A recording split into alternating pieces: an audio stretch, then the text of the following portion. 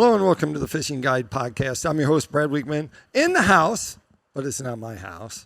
We're at Roy's store. Heck, we are in Lake Washington. There's a big thing coming.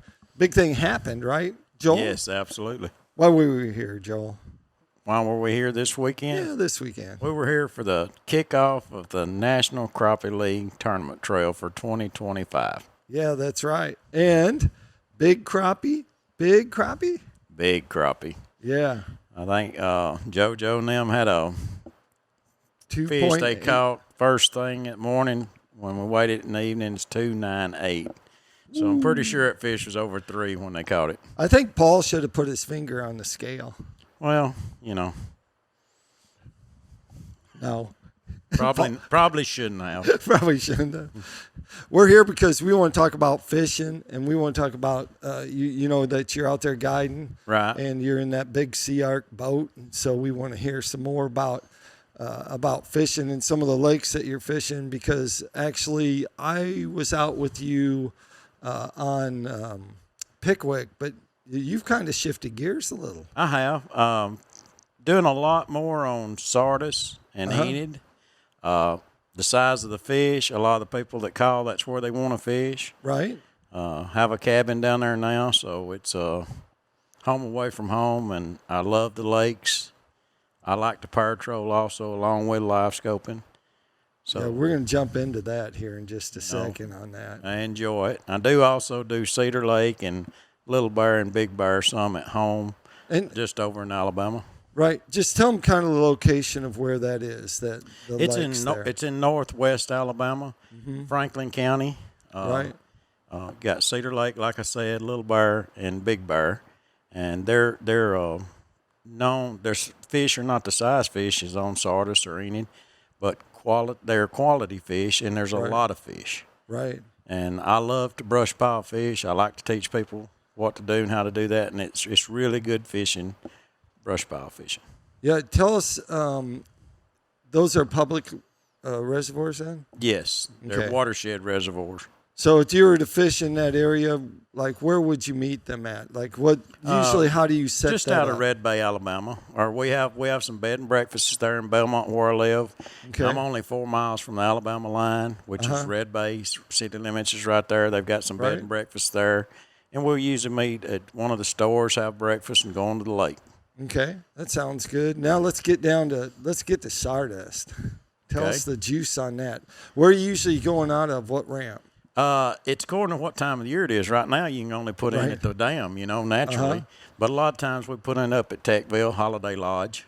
Okay, so that's pretty close. Where would someone stay if they come down around that way? Well, we've got there's some cabin rentals right there at the Crappie compound behind them in that area. Right. There's also some on down toward the dam, but I've got some places there. The Crappie compound is owned by Les and Lois Smith. They don't actually have rentals there, but the Crappie hideout does, just in the same neighborhood, and usually my customers stay there. Okay, well, that sounds good. You kind of let the cat out of the bag on power trolling. So they might get to do some power trolling with you? Absolutely. Tell us how you going to rig your boat up. What are they going to do when they get there? What can they expect? Well, first off, I've got my boat set up where we're running 8 power trollers out the front. And B&M power trolling rods. Right. And they said, what length? I'm running 18s. Ooh, yep. Nice. The big ones. Get them further away from the boat. Yeah, that's the key, isn't it? It is the key. And sometimes we do pull. I have 4 rod holders set up on each side. And I can pull and push at the same time. Sometimes this past year we've got into pulling planer boards quite a bit. Yeah. Like And church planer boards? Church planer boards or offshore tackle. And got some Pico crankbaits, we use too. They go, well, Pico. Well, that's, I like that idea. Yep. Well, We'll come back. should be proud of us. Yeah, that's right. Let's get into like the pushing part. So what would they be using for lures? What are you going to have them? I'm gonna be using Fin Spin Pros and slab curlies. All right. And it's according to what the fish are doing. Most of the time, the Fin Spin Pros with a curly tail under it, slab curly under it. Right. Or either I'll just on a Fin Spin head with a slab curly on it with no pro skirt. Okay.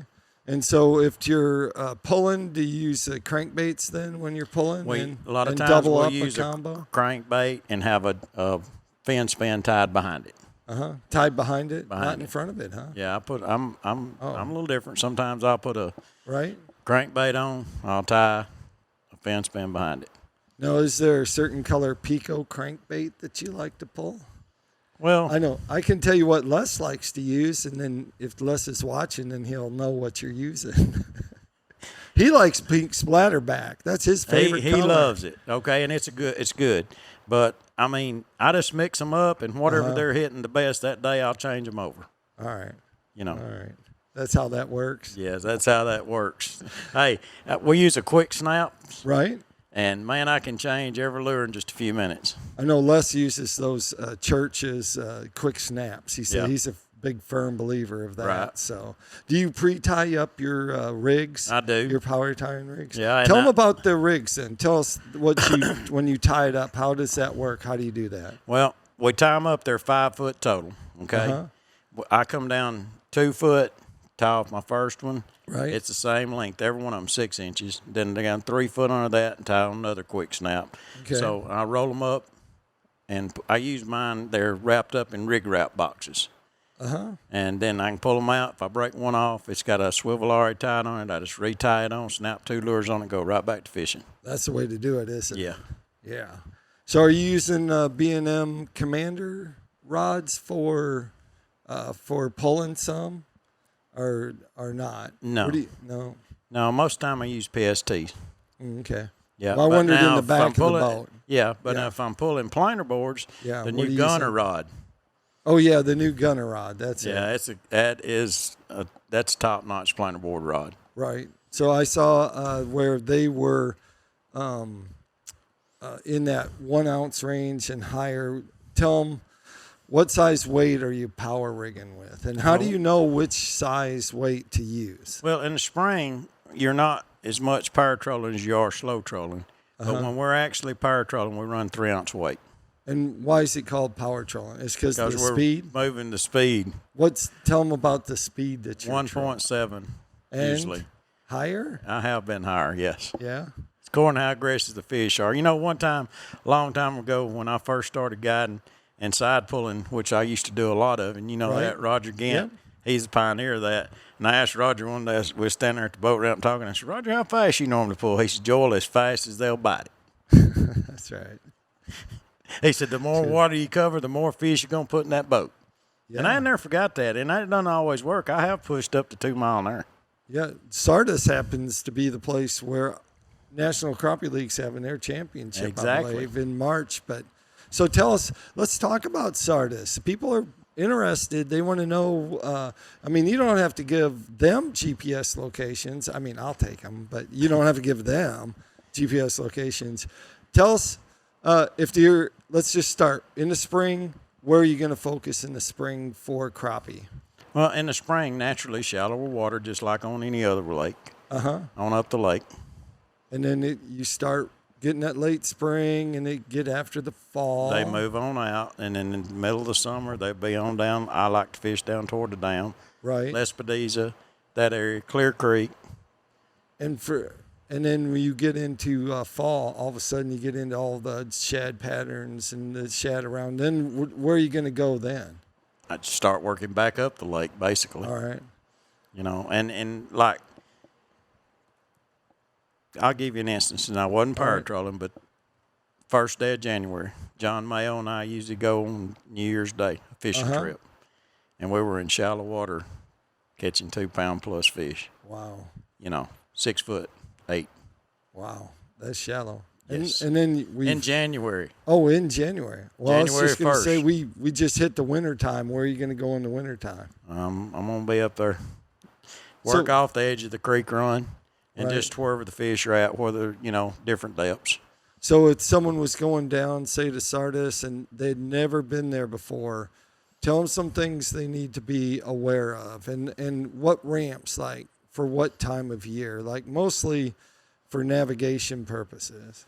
Well, anytime the closer to where you're going to fish, the area you're going to fish is the ramp I try to use. But for safety purposes this time of the year and the water level this time of year, you can only put in at Engineer's Point. Okay. But you need to run out toward the middle of the lake and up the middle. And, there's a lot of trees on up in the lake, a lot of stumps. Right. Something you got to really be careful with. And, Is there channels marked there or not? No. No? Do people have I don't know, flags, beer cans or something on trees to know? Memories in your GPS. Yeah. Make a slow trip and then you know where you can run. What are you using for a map card? I use, which unit? I've got the, not the Navionics, but the Are you running Lake Hummingbird? Master. Ooh, Lake Hummingbird, Master. yeah. So and you then run. I've got one Garmin. I've got a Garmin unit also, and I run Garmin maps some. But I think the Lake Master is what I've used most in the past. So tell us about how your boat's set up with its electronics. Well, up front, I'm running a Garmin live scope unit, Right. and I'm running a Helix under it for Okay. mapping and stuff on the front and waypoints. All right. Then on the back, I'm running 2 Helixes. Okay. Yep. So you're able to get around, use Lake Master cards, and Right. really see that. I know when people go and look, do you use shading on yours or not? Yes. Are you a big shade? I do. Especially on those lakes, and when you're getting in shallow water and stuff, and then you always have to set your offset level. To make. And tell them about shading. Tell them how that's important, because it actually makes your job a little easier as a guide. Especially if fish are in a certain depth of water, or when you're running up the lake. If you've got shallow water and red, when you see red coming up, you need to move away from it, not run right through it wide open unless you know exactly where you're at. Right. So it's a very important part, and it shades your contour lines too. Right. Like pulling crankbaits, and you want to be on a 15-foot contour, just follow the contour line. If you got it set on blue at 15 foot, follow it. Right. Or green or red, whatever you've got it set on. Yeah. So important in that part. If you're going to one pole and you're taking someone out, tell us about how that works. Well, usually what we're doing when we're live scoping, we're chasing open water fish is one of my favorite things, and casting to them. Right. The right time of the year, casting to them. I love to cast. How long a rod you using for one pulling, and what rod you using 8-foot B&M Ultimate is my favorite rod for casting. Yeah. Yeah. Really? And then what do you cast? What are you using for casting? What rod? And line? What line? Gamma. Yeah. And what 6 rod? pound fluorocarbon. What rod and reel? What rod is the B&M Ultimate 8-foot? Oh, the 8-foot Ultimate. And I pair it up with I'm a big fan of Piskin reels. Yeah. The Carbon X2. Wow. I don't think I've ever been to boat with one of those, so I'll have to check that out. Well, see. I like the smaller reel. And then some of my casting rods, I've got the B&M 75th anniversary reel on. Yep. All right. Well, that takes us to Tackle Time. Tackle Time sponsored by Pico Lures. Of course, we just were talking about crankbaits. And so Pico has both deep diving and shallow square bill crankbaits. Which one are you using when you're trolling? Deep diving. Deep diving, huh? Yeah. And something else Pico makes that I really like is their live scope jigs. Yeah, the scope eye jig Scope eye heads. jigs, yeah. Mitch keeps me usually hooked up on those, and of course orange is my favorite color down there. You know, the interesting thing about that is that Mitch pours each one of those himself. Really, I didn't realize. So that. they are not coming from overseas, or they're not coming, usually from like a spin cast type thing. He's actually pouring them. And he's also has a little something special that he has in the eye, and it allows the jig to be seen better. Right. And so that's the reason why I think it's popular. The hook's of very good quality, but that's really big. I mean, I've gotten into pink lately, like the pink is head. very good. And so they have those in those colors. You can check all their stuff out at picolures.com. Joel, if they want to come and go fishing with you, how do they hook up? Well, they can check out my website. It's www.joelharrisfishing.net. Okay. They can call me on my cell phone, 662-424-2551, or message me on Messenger. Look me up on Facebook. We got my page, Joel Harris, and we got the page Joel Harris Fishing. Okay, I got a question for you. This has to do with down there, down in the big three, because the one lake's drained. Yeah. So the big three, There's someone called John Harris. I've seen Harrison, and I've seen you in the picture with one. But there's how many Harrises down there? Is there? Well, there's John Harrison from JH Guide Service. Of course, John Mayo works for him. Jason Cook. I help John also some when I'm not booked and he needs me. And There's just too many of them down there. John, they just keep going. Yeah, it's just there's more than that. But those are, John Harrison, John Mayo, and Jason. They're really great friends of mine. Les, thank the world of Les. Les is one of the great. He's the power trolling king. That's right. And if you want to learn power trolling, just talk to Les. Sit down and talk to him. He has it's amazing the knowledge he has about it. That's right. He's done a couple podcast shows. Great to have him on. Well, like I always like to end the show, make sure you keep your hook sharp and your lures in the water.